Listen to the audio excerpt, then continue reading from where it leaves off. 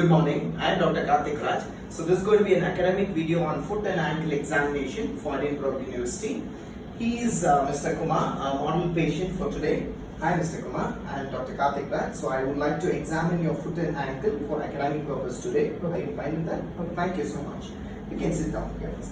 So first, for foot and ankle examination, like any other examination, the history plays a very significant role on that. So a detailed history taking concerned with the whole holistic aspect and also concerned with the acute and chronic problems of the patient is really important. But we are not going to concentrate much this time because I'm going to focus on the examination point of view. First, I would like to examine the patient always in standing posture from the front, side and the back. Please, if you can stand up. Yeah. From the front, I would always like to see as a whole the attitude of the patient, also the gesture, is the bilateral shoulder contour maintained, is there any dip which indirectly shows there going to be spinal pathology, is both the low limb at the same level or any evidence of limb length discrepancy, because indirectly problems in the foot and ankle could be a reflection from pathology of the back or the hip that needs to be analyzed. Concerned more specifically with the foot and ankle per se. So we need to look at the gross anatomy of the foot as well as the ankle, any swelling or abnormal bony prominence as I see from the front, the levels of the medial malleolus and the lateral malleoli, any evidence of swelling here or any deformity of the foot, and also specifically toe deformities of the toes, which seen in rheumatoid and other things like the hammer toe or the claw toe and other things like that. And also from the front, I will also like to look at if there is any flat foot or pescavus, or it's going to be a normal lateral arch. That's really important. And the next step, looking from the side here. This mainly concentrates on the arch of the foot, the lateral, the medial high arch of the foot. If there's any going to be an increased arch or a flat arch, or it's going to be a normal arch over there. And looking from behind, I would like to see the bilateral calf muscle symmetry or the gastrocnemius symmetry in either side, which could be affected in the many muscular dystrophies like the Duchenne's and Becker's and even Charcot-Marie diseases. And is it symmetrical or asymmetrical, and also about the insertion point of the Achilles tendon to the calcaneal tuberosity. Is it enlarged? Is it thickened? And not really, we're not going to palpate here, but to see the size on the eye gauging or any skin changes out there, and also to know the normal kind of 5 to 7 degree valgus angle that's maintained in the hind foot is really important to note that. Which could be altered in other deformities, and also we can, looking from behind, we can see an indirect evidence of flat foot being the too many toes signs, because normally from the behind we see only the outer 2 toes that's visible. In case of flat foot, we're going to see all, right? And the other thing I make them commonly do is, can you just stand on the toes? Yeah, when you make them stand on the toes, there's a normal shift in the from the valgus to the, yeah, it's fine. Normal shift from the valgus to the varus angle of the hind foot, and also we can have a look at the arch. Is going to be more prominent, or is it going to correct itself in case of supple flat foot?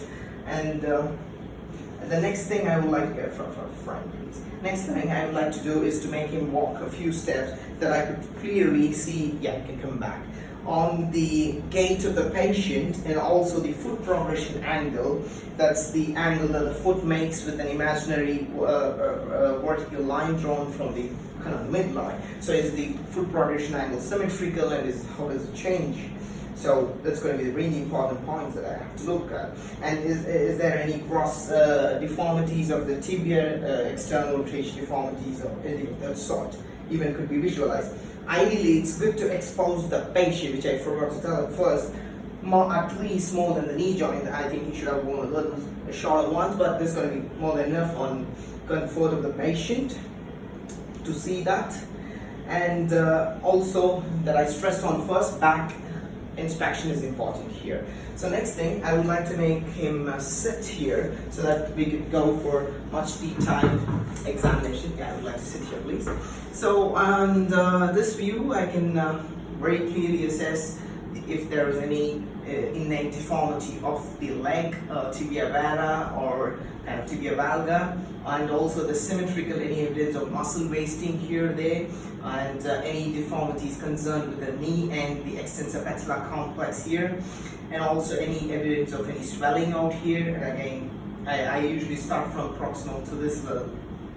And also on the foot, do we have any abnormal swelling or bony prominences? Again, here the first metatarsal phalangeal joint for any swelling, bunion kind of deformity, hallux valgus, and deformity. Even the toes, we need to look at whether it's going to have, if at all, going to have a hammer toe, turf toe, or claw toes, or things like that, which we see in rheumatoid and other forms of pathologies. And also we can have clear evidence of the arch. How is it? Even though or not a weight-bearing examination is very helpful, having a look at it is also going to help us, right? Again, this way, by making the patient sit, I would like to comfortably proceed on with the palpation findings of the foot and ankle. It's one and the same, starting from the foot going to the ankle or ankle to the egg. It's either going to be the same. So I normally start from the foot, starting from the distalmost point. There are a number of bony points that's really important for here to palpate. I start with palpating the bones of each and every toe out here. The phalanges, if there's any tenderness or any deformity, is it correctable? The toe deformity, or is it rigid kind of a toe deformity? And to here to see for any bunions, is there any tenderness over the first MTP joint? And also we'll have a quick examination on the metatarsal compression test. That could be positive in multiple form of neuralgia, neuromas like the Martin's and metatarsalgias. It's an intermetatarsal neuromalformation. And also have a look specifically run down along the shafts of the metatarsals out here. And the next point that I would concern is to have a look on the evidence of the foot here out here, because we commonly have a look on any evidence of callosities. Usually it's seen on the calcaneum, the head of the first and the fifth metatarsal. It could also happen here out here, any abnormal kind of callosities, and you can have a nice look. Have a look at the arch here, how is it, and also you can do a Jack's test that's going to stretch on the plantar, or the Wilmlas test that's going to correct the kind of supple form of flat foot, or it's going to be an increased arch like the Pescavus and other things.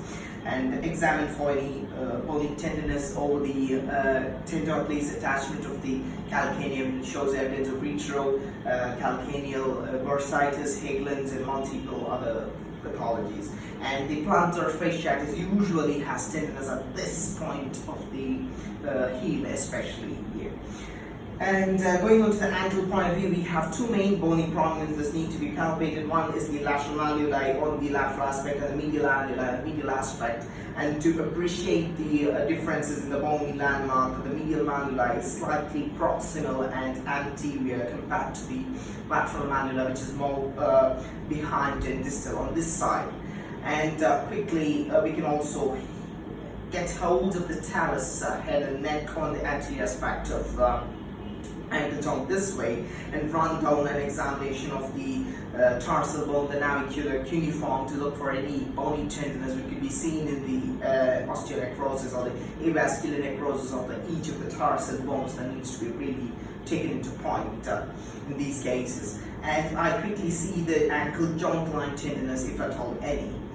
And the other thing I will always love to go ahead is quickly take the patient through range of movements here. So we have two joints here. One is the ankle joint and the subtalar joint over here.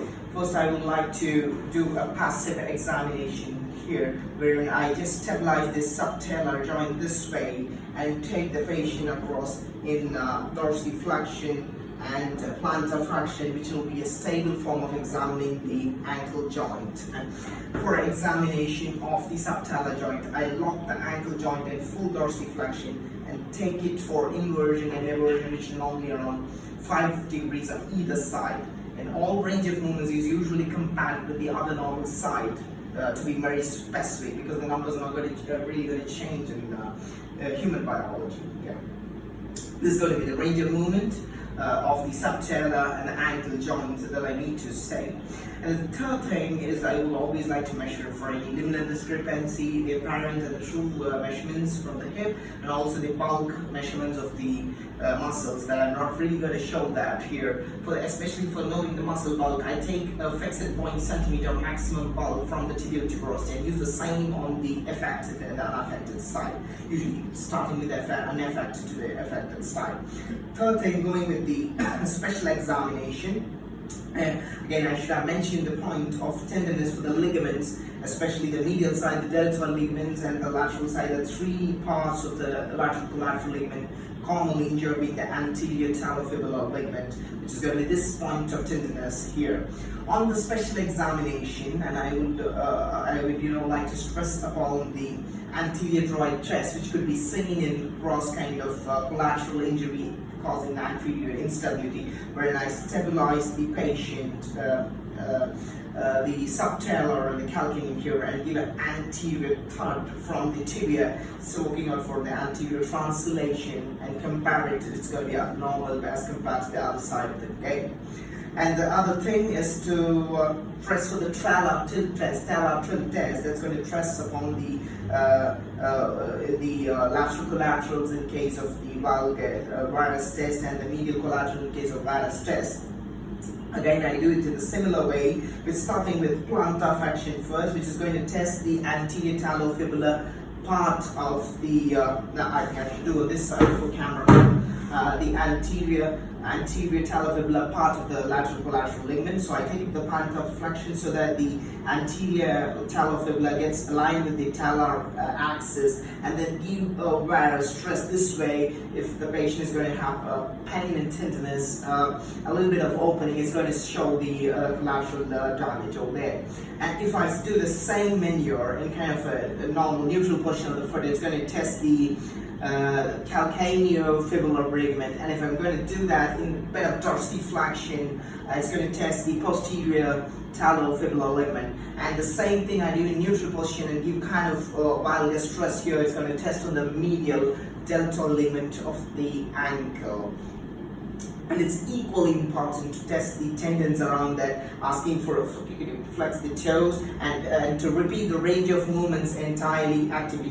Please do it up and down, inversion this way, And the two main tendons to be tested are the tibialis anterior and the tibialis posterior here. To start with the tibialis posterior, I take the foot to plantar flexion inversion. Can you push it this way? And to see that, kind of nicely see the tibialis posterior tendon here, to check for that. And it's going to be the other way around for tibialis anterior. Can you keep it like that? So this part is the tibialis anterior. That's going to be really checked on that. So these two tendon dysfunction is going to have a lot of hampering issues on the foot and ankle again. And not the least, I check for any distal neurovascular deficit, starting with the pulsation, the dorsalis speed, which got to be absent in 10 to 15% of individuals. So also go with the posterior tibials, capillary refill, and quick sensation check on the dermatome, especially the L4, L5, S1 dermatome pathology over here. And I think this is going to complete a quick outlook of my examination of foot and ankle. That will help for the foot and ankle examination. Thank you.